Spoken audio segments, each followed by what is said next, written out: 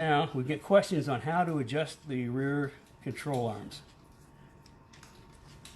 Well, again, I've got a super sophisticated piece of equipment that I'm going to show you. And we don't get seasick that torch you down. There we go. Yeah, now see it better. This is nothing more than a stock control arm with two 14mm bolts through it. Now in this case, I'm going to use the spacers that we use for 5/8 rod ends, and just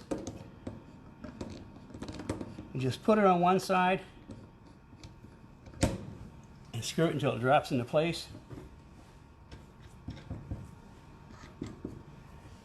Tighten your jam nuts,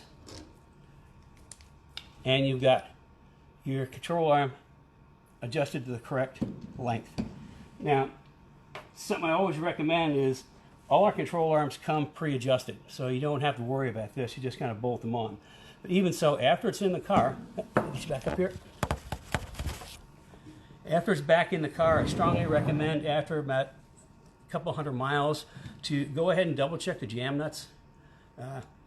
In fact, anytime you're doing anything on a car with like suspension, a couple hundred miles, you want to go through and do a complete nut and bolt check. Make sure nothing's loosened up, and also make sure the jam nuts are tight, because they have a tendency to loosen up.